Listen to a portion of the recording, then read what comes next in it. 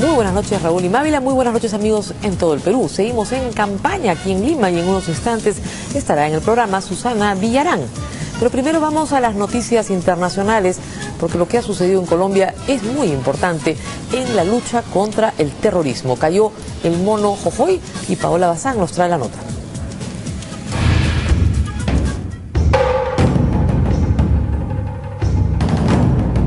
El símbolo de terror en Colombia ha caído. Que están matando a la gente, entonces nosotros también tenemos que responder con armas. En una operación que realizaron las Fuerzas Armadas, el mono Jojoy fue dado de baja. Eso es una noticia histórica para nuestro país. Era el ataque más importante contra las fuerzas revolucionarias colombianas en la historia de este país. La caída en un bombardeo del número 2 de las FARC, el jefe militar más sanguinario, Víctor Julio Suárez Rojas, apodado Jorge Briceño o más conocido como el mono Jojoy, fue abatido en la operación Sodoma que se inició el lunes pasado, cuando el presidente Juan Manuel Santos autorizó la emboscada. Este es el símbolo del terror que tanto daño le ha hecho a nuestro país. El mono Jojoy simbolizaba eso, simbolizaba el terror, simbolizaba la violencia, y por eso creo que es el golpe más contundente que se le ha dado a las FARC en toda su historia. Recién durante la madrugada de hoy, el ministro de Defensa, Rodrigo Rivera, le confirmó por teléfono a Santos, quien estaba en Nueva York, que el hombre más importante después del jefe de las FARC, Alfonso Cano, había sido abatido en un ataque que se estaba maquinando desde hace 14 días con la coordinación de las fuerzas aéreas, del ejército y policiales. Y antecitos de tomar el avión para venir a Nueva York, me reuní con el ministro de Defensa, con los comandantes, con el director nacional de la policía y autoricé esta operación.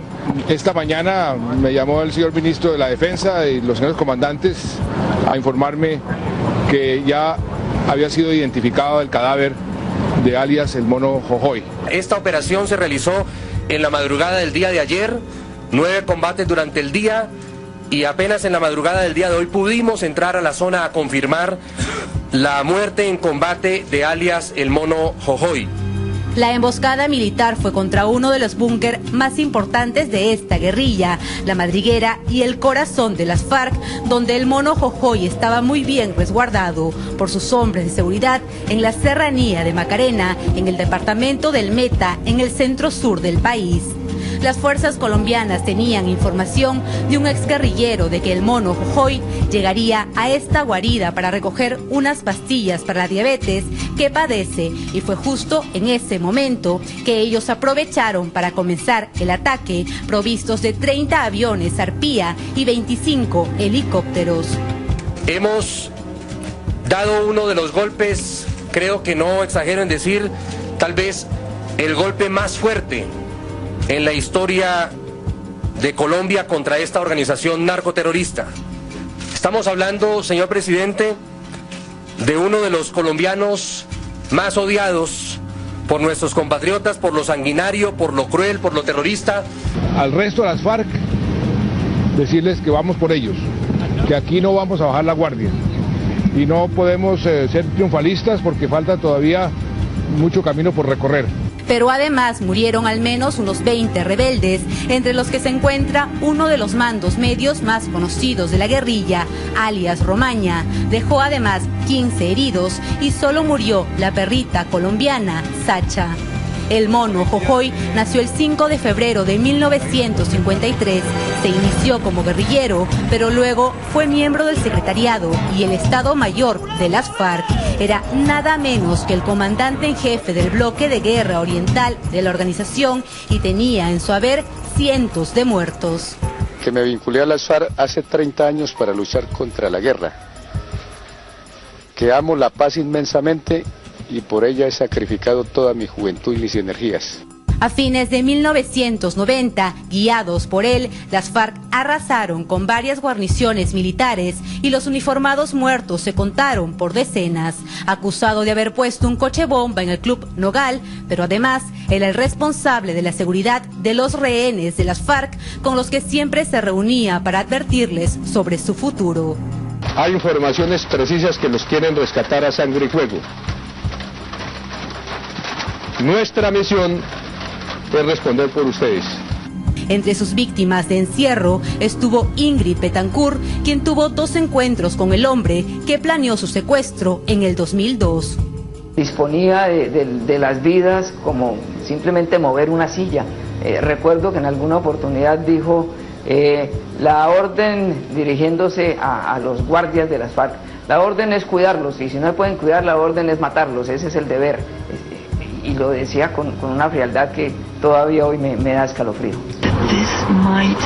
Creo que el mono Jojoy recibió un trato que él mismo daba. Él era conocido como el hombre de guerra, que quería la guerra como diera lugar, que quería tomarse el poder con las armas. Era el hombre de confianza del fundador de esa guerrilla, Manuel Marulanda Vélez, alias Tiro Fijo, fallecido en marzo del 2008 de un infarto. Un hombre por el que el gobierno ofrecía $2.700.000. La caída del mono Jojoy, llamado así por su escurridiza facilidad para escapar de los operativos, es incluso más importante que el abatimiento en territorio ecuatoriano en marzo del 2008 de Raúl Reyes, entonces número 2 de las FARC. Creo que puede representar el inicio de un proceso de desmoronamiento. Esta es una ofensiva militar que ocurre después de varias acciones armadas que la FARC había perpetrado y que había costado unas 40 vidas de militares en Colombia. ¿No? Esta es una guerrilla de más de 30 y tantos años. No va a ser posible derrotarlo en el corto ni mediano plazo todavía. Más aún si tenemos en cuenta que la FARC es el gran cártel. Los Estados Unidos ofrecía $5 millones por la captura del guerrillero más radical de las FARC y solicitó su extradición en abril del 2004 por dirigir y controlar la producción, fabricación y distribución de cocaína en Estados Unidos para financiar a la guerrilla. Es la primera vez que cae el estratega militar,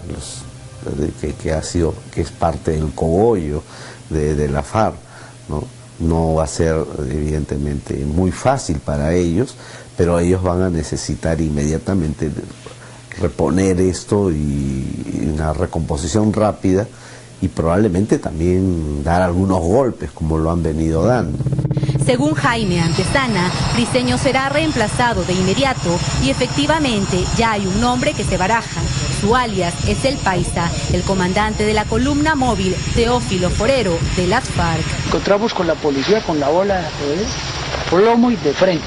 El cadáver está bajo protección ya de personal especializado de policía judicial que va a llevar a cabo los procesos del caso y lo trasladarán de acuerdo a las instrucciones que tengan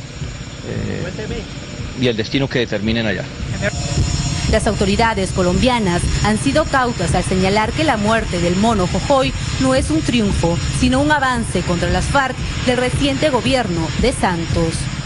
Esta es la operación bienvenida a las FARC. Se las habíamos anunciado, esos intentos, esos ataques terroristas que este grupo había hecho en estos últimos días, les dijimos que le teníamos la operación bienvenida y esta es la operación bienvenida a las FARC. Un mensaje para alias Alfonso Cano. Entréguese. Le garantizamos su vida. Le garantizamos un trato digno, un trato justo. El mono Jojoy tenía 62 órdenes de captura, 5 condenas, 12 medidas de aseguramiento, 2 peticiones de extradición y 25 investigaciones preliminares por terrorismo, narcotráfico, rebelión, secuestro, homicidio con fines terroristas, extorsión, asalto con estreñimiento ilegal, lesiones personales, conspiración en actividades de narcotráfico, robo, porte ilegal de armas, entre otros. Un golpe importante para el terrorismo en Colombia y en realidad tal vez el comienzo de un proceso de paz que se dé más adelante, aunque, como han dicho los propios colombianos, todavía el camino es largo. ¿Qué repercusiones tendrá esto en el cartel del narcotráfico colombiano? Todavía no lo sabemos. Pero, por supuesto, le deseamos todo lo mejor a nuestros hermanos colombianos en la lucha contra el terror. Ha caído un hombre cruel y sanguinario que es responsable de la muerte de decenas de colombianos.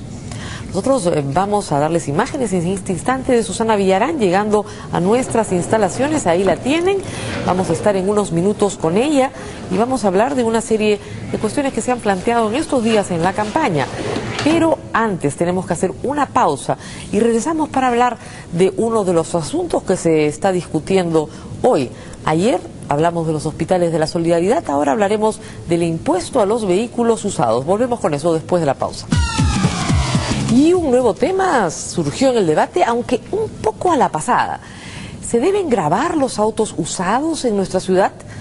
Actualmente los vehículos nuevos pagan un impuesto, el impuesto al patrimonio vehicular. Lo pagan hasta 5 años después de ser comprados y es un impuesto que cobra la Municipalidad de Lima porque efectivamente es ella la beneficiada. Esto no lo decide el alcalde ni el consejo, lo decide el Congreso. Es igual que con los hospitales de la solidaridad. Los alcaldes pueden proponer. Los hospitales son en parte un negocio privado. Si los privados no quieren participar, no participan. Igual acá, los alcaldes pueden proponer. Si el Congreso no quiere aprobar una modificación en el impuesto, se queda en propuesta. ¿Qué es lo que hay en el fondo de esta discusión? ¿Qué se debe gravar? El consumo, es decir, los más ricos consumen vehículos nuevos y se penaliza su consumo y por lo tanto tienen que pagar un impuesto, o el impacto que genera un vehículo en la sociedad. Es decir, el carro más viejo contamina más y por lo tanto, mientras más viejo sea, hay un daño mayor al ambiente en la ciudad. Son dos maneras de ver el mismo problema, el mismo automóvil. En un momento se le grava por su consumo y en el otro por el daño ambiental. Lo que pasa es que se tiene que escoger qué es lo que se grava. En este momento, en nuestro sistema se grava el consumo. En el Congreso han habido propuestas para gravar de distinta manera el parque automotor limeño. Eso ha quedado en propuesta. Ninguna de las dos candidatas ha llegado a este nivel de discusión ni de profundidad. Yo lo planteo para que ustedes más o menos entiendan qué es lo que podría estar en un debate de un mayor nivel, ciertamente, que esperemos ver en los próximos días. Pero Carlos Hidalgo se los explica todo en la siguiente nota. Ayer fueron los hospitales de la solidaridad los que puntearon esta suerte de debate a lo lejos que se ha armado entre las dos principales candidatas al sillón municipal.